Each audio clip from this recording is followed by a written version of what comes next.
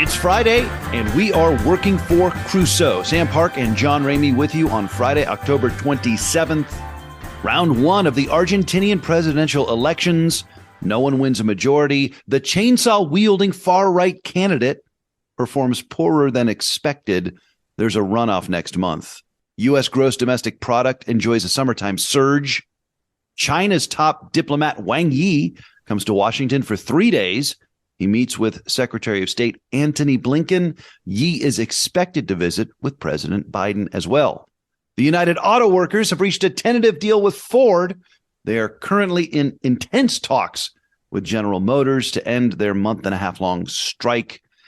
The Hamas-Israel war shows signs of spilling into a wider regional conflict. Unclaimed explosions on the Egypt-Israel border near the Red Sea, and U.S. air attacks on Iranian-backed militias in Syria. The Pentagon says the strikes are not related to the Hamas-Israel conflict, but are instead part of a broader deterrent strategy in the Middle East. Sam Park, I'm sorry that was really long, but there's a lot to get to today. Yes, well, we told our regular podcast listeners last week that we would get to the Argentinian election this week because they happened last weekend. There's no conclusive result, so I think we can hold off on talking about them in detail until there is one in a few weeks. But you did mention the highlight, which is that it was an unexpected result. The far-right leading candidate, Javier Milei, many people thought he would win in the first round. And even more surprising was that the actual plurality vote getter was from the incumbent party, who everybody thought was toast. So this is remarkable, and so we did need to talk about it just in that level of detail today. But we don't need to go into it in much more detail until a few weeks from now when the second round and final round occurs. But we did promise people we would talk about it today, so we needed to honor our promise, John. Yes, the economy minister from the ruling party, Sergio Massa, finished with the biggest plurality. And you know, with a country with 120% inflation, you don't necessarily like the incumbent's chances, right?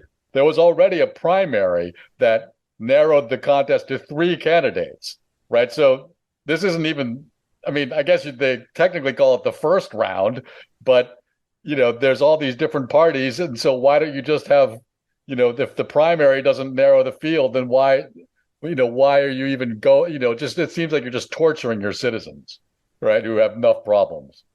So one other note, and then we'll move along.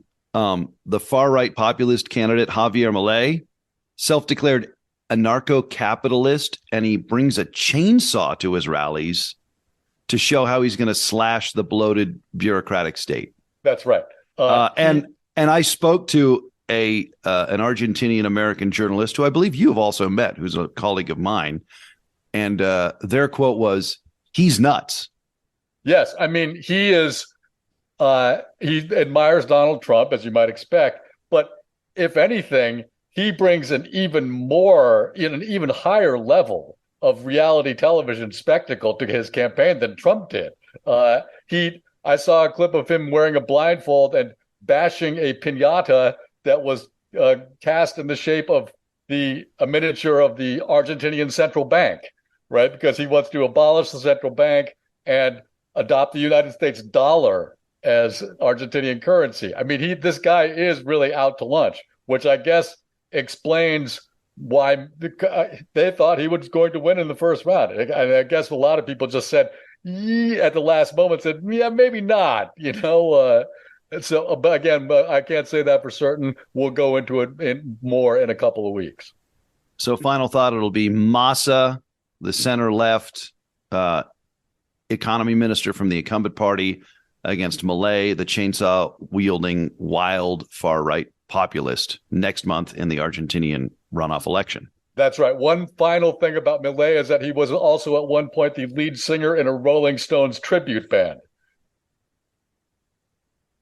We'll leave it at that. Wang Yi comes to Washington, China's top diplomat, now in a second meeting with Secretary of State Antony Blinken today. Part of what the Associated Press is calling a highly watched visit to Washington that could help stabilize U.S.-China ties and maybe facilitate a summit between President Joe Biden and Chinese President Xi Jinping. Wang is expected to meet with U.S. National Security Advisor Jake Sullivan later today, and in the wonderful dance of diplomatic reciprocity, probably meet with Joe Biden because Blinken met with Xi in China, even though it wasn't scheduled. I mean, I hope he does meet with Biden. Biden is a little busier right now than Xi was when Blinken visited China, but I hope he'll make time. I think this meeting would be getting quite a lot more attention, frankly, if it wasn't for the war in the Middle East. But if it does help set up a meeting between Xi and Biden, then it's very much to the good. Interesting timing. The military yesterday released video of a Chinese fighter jet buzzing an American B-52 bomber over the South China Sea. 10 feet, they say. Yeah. A distance of 10 feet. Yeah, that's pretty close. And of course, the U.S. has also renewed a warning that it would defend the Philippines in case of an armed attack under their security pact because Chinese ships have blocked and collided with two Filipino vessels also in the South China Sea recently. So there's a lot to talk about between Wang and Blinken and ideally Biden. I don't know how much of what they say will end up being made public, but they'll issue reasonably anodyne statements, I would imagine. Again, the big takeaway would be if they manage to arrange a meeting for next month. The idea is that they would meet at the APEC summit in San Francisco, and it seems like that middle of November period could be extraordinarily busy for us here at Working for Crusoe. So folks might want to gird up for that. I might too. I said we would talk about GDP, Sam. I think we wanted to talk about that before Wang's visit to the U.S., but my notes here are like one long paragraph. It looks like the Magna Carta, no indentations. Yeah. So I scrolled right past the GDP story. So that's okay. The United States economy surged in the third quarter. Strong job market, falling inflation results in consumer confidence, and they spend freely. The third quarter, of course, is July to September. Actually didn't know that. And GDP, gross domestic product, hit 4.9% annualized rate from July through September. That's the best number since late 2021. Yes. And so once again, the forecasters who were predicting a recession take it on the chin. I should say, though, they could still end up being right. Again, July through September, that means this data is almost a month old at a minimum, right? And some of the forecasters are saying that they expect growth to slow in the current quarter. I don't really understand that because we're running into the holiday shopping season, at which point you would think there would be a fair amount of boost to consumer spending. But I'm not an economic forecaster, thankfully. And so we'll have to see how that works out. But I think we can return to this topic safely next week when the Open Market Committee of the Federal Reserve will meet to discuss interest rate policy. And so we can have the latest in our riveting series of episodes about interest rate policy in the United States. So that's good news for all the Fed heads out there. All the Fed heads need to know that although interest rate policy might sound boring, it touches everything. It's the most relevant, unsexy news topic you can imagine. That's right. It's just, the problem is it's so unsexy that it's difficult to actually read about. It's just so boring that, you just want to look at anything else. But it is very important, as you said. It makes a critique of pure reason seem like a light read. Yeah, absolutely. Right. Although at least, the inflation reports are generally pretty short, right? As opposed to the COPR. Well, that's why we're here. We'll keep you abreast of all the interest rate policy fluctuations. Yes. Tune in next week. Yeah. Speaking of our recurring, it's almost like a serial, right? The United Auto Workers reached a tentative agreement with Ford earlier this week. The United Auto Workers are in talks with General Motors today. Reuters is calling it intensive bargaining. to try to reach a deal. The strike's been going on since September 15th, and of course going on concurrently with Ford, General Motors, and the artist formerly known as Chrysler, the big three United automakers. Chrysler is now owned by a parent company called Stellantis. Talks with Stellantis are scheduled to resume soon. So a tentative deal with Ford, maybe a deal upcoming with General Motors, and talks resuming with Chrysler. The UAW is making progress here. Yes. As we discussed in our previous episodes about the strike, the UAW has been escalating its tactics. I guess it was at the beginning of last week when they struck the Kentucky truck plant for Ford, which is where they make the F-150, as we discussed. F-150 is the moneymaker for Ford. And then last week, they struck truck and SUV plants at the other two, at GM and Stellantis. So they saved the money makers for the end, or what they seem to think is going to be the end. When last week we talked about the address that President Shawn Fain of the UAW had just delivered to the members, he hinted that the strike might be coming to a close, right? What he called the last mile. Get it? And so I'm going to interrupt you. That's almost as good as Chinese President Xi Jinping talking about the all-weather relationship with Vladimir Putin. Right. That's right. And so, but the deal with Ford this week was the biggest development in the strike so far. And that's why we had to talk about it this week. I was actually hoping we might be able to skip the UAW strike this week because we were in danger of opening ourselves up to accusations of being an out-and-out UAW fan club podcast. But economists like to talk about incentives and disincentives, which they sometimes use the metaphor carrots and sticks. Now, I don't really like that metaphor because it treats human beings as if they're horses or even mules, right? I also don't like carrots very much, but that's a different podcast. And so far, the UAW, as we've discussed, has been all stick, right?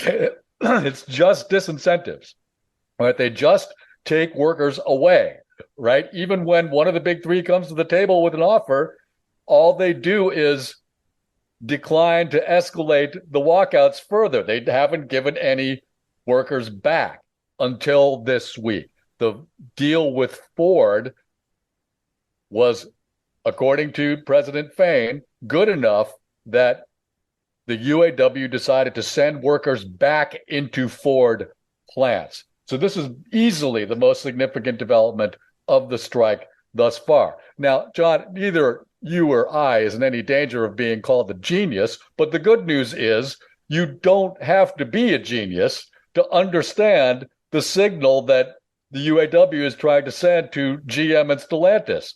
John, what would you say that signal is? Come to terms with us and we'll play ball right away. That's right. Meet Ford's offer and we can all get back to work. And I expect that this will happen on the sooner side of later. Let's put it that way. It might take a little while, but we'll get to that if and when it does. I think until that happens, though, we can probably put the UAW to the side, unless some other really dramatic thing happens in the strike. But we've talked a lot about the UAW in recent weeks, and I think there's so many other things going on that we can probably avoid talking about it for at least next week's episode. You know, we're gonna have so much fun talking about interest rates that, I mean, that'll we could do a whole week of episodes about that. As I've mentioned before, I am loath to bring up kind of organized crime or gangster metaphors when talking about the United Auto Workers because of the history of organized labor in this country, and also I don't want to suggest that they're being violent. But I don't want to praise criminals either, but the moves the UAW have continued to make against the big three are just straight gangster, right? Like, come to terms with us and we'll stop breaking your fingers. Well, I mean, I think a lot of it, though, It's been as we've discussed, so is effective. just depended on the unprecedented tactic of striking all three of them at the same time, which is really aggressive. It is, but I can't believe that they've never done it before. But, we've talked about that before. And again, I think we'll be able to talk about this in great detail if and when the strike ends, which I think will probably pretty soon. Most observers seem, really as of last week, seem to think that we are nearing the end of this. And I think that there will be lessons that can be learned from this on both sides of the labor and capital equation. So, but that's for later. I'm pleased we got to laugh a little bit about interest rates and our UAW fan podcast status, because the next topic is the Middle East, and it is not funny at all, and it keeps getting worse. You and I had a phone call this week where I said to you, I'm like, this is awful. I feel such anxiety about it in a way that, I don't usually feel about the news. And I mean, the statistics, right? These are just the statistics. Over 7,000 dead in Gaza, over 1,400 Israelis dead, 18,000 injured. And these are verified statistics using multiple authorities on all sides of the conflict. This started on the 7th of October. That's 20 days. And we're talking about, nearly 10,000 dead. And the latest is that the United States has struck with 2 fighter planes, Iranian-backed militias in Syria. The Pentagon says this is not related to Hamas-Israel, but it is very clearly a deterrence towards Iran, who are very involved with any number of smoldering violent fires in the Middle East right now. Also, in part, it is. It's also retaliation for attacks against U.S. forces that had taken place over the recent days by Iran-backed militias in Syria.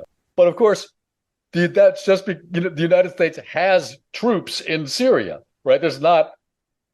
They're not technically a combatant in the Syrian civil war, except that they sort of are. I also had read that there were U.S. troops still in Iraq near the border with Syria. That's true. Yeah. And I think some of them might have come under low-level attack as well. And so at some point, we have to sort of wonder, or not wonder, actually we have to stop wondering why there might be so much resentment against the United States. What is our real interest in having troops in Syria? We just sort of did it and can't seem to stop doing it. And this is far away from our shores. And China doesn't have troops in Guatemala, right? And so, as we think about declining American influence all over the world, now I'm not saying there isn't a legitimate security reason for having those troops there. That's not the point I'm making, which is that you could understand, perhaps, why people might wonder about this. Do we really, does the United States, someone in some other country might say, really need to have their troops all over the world? And if so, why? And again, there might be thoroughly legitimate reasons for this, but people might have difficulty grasping them.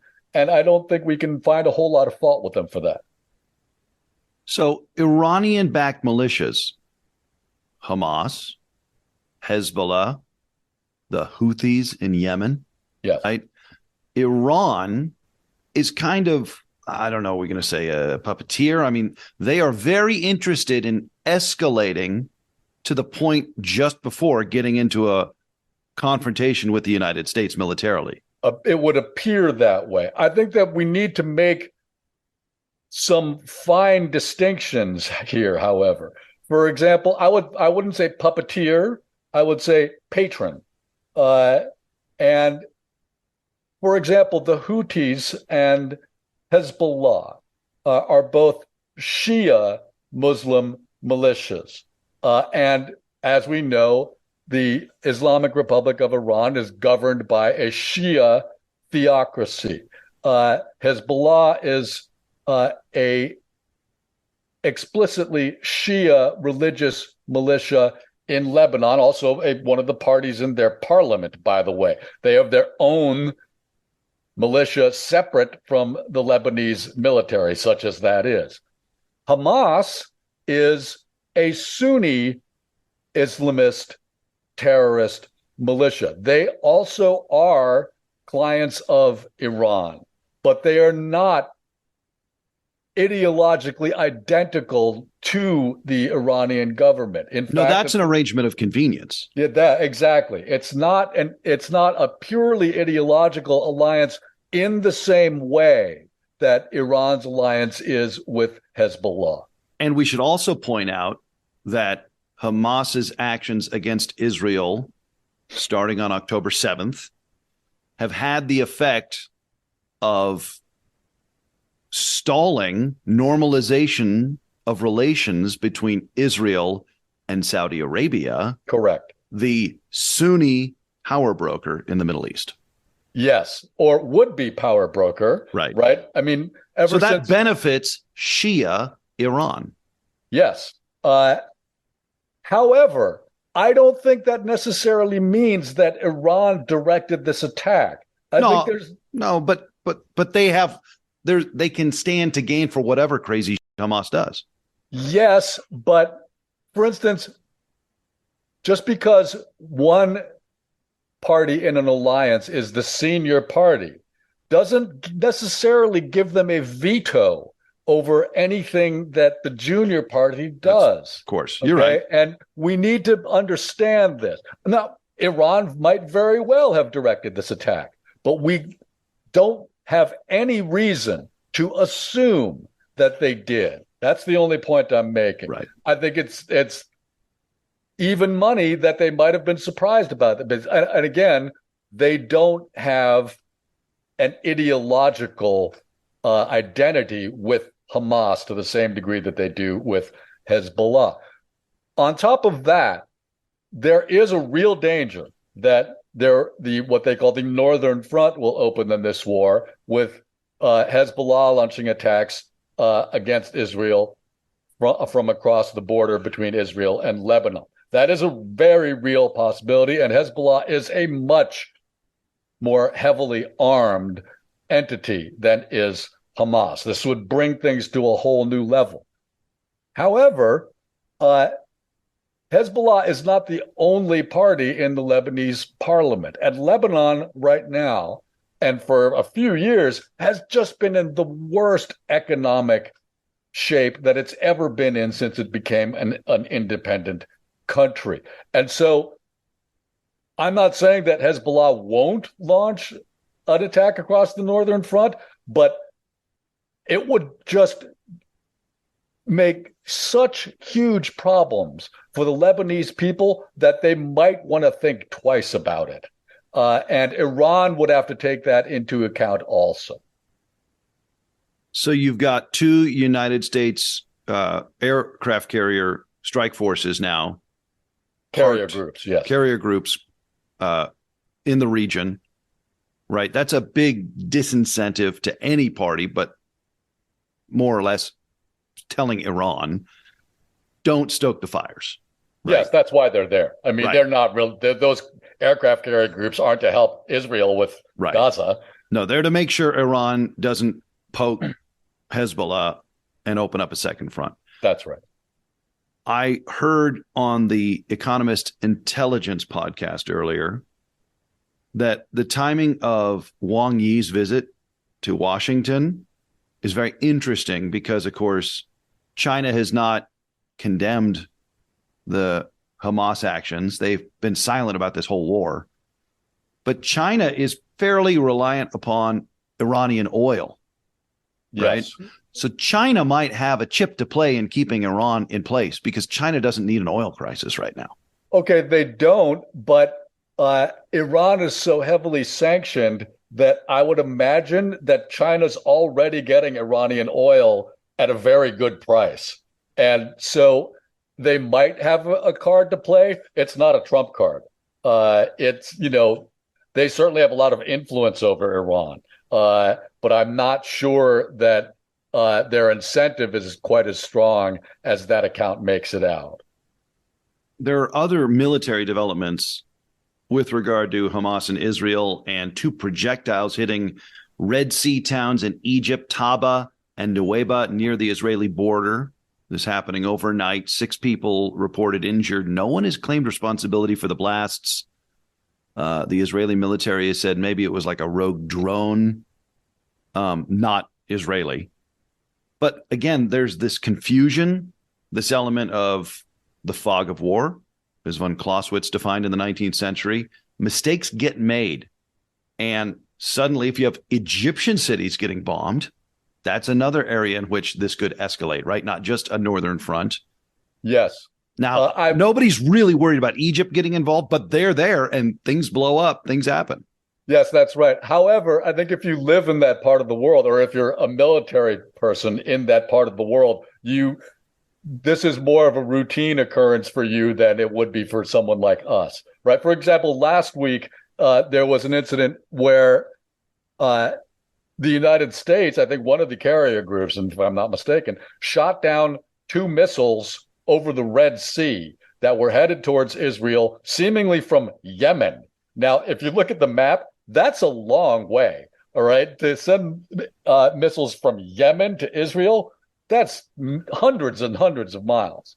And so, the missiles that hit Egypt, they might have come from Yemen also, right? If you can, or from someplace else, who knows? But again, I think one of the dangers intellectually for folks like us is that there are so many things happening in this conflict every day that it's difficult to know which of them are the important ones. And what seems important today might not seem quite so important even within 24 hours. For example, last week, as we talked about, it was the hospital explosion in Gaza. And as I've said last week, almost nobody's talking about that anymore. It seemed like the biggest possible thing you could imagine at the time, but it was going to blow over. And this is, especially on the Israeli side, they keep telling us that we need to prepare for a long war.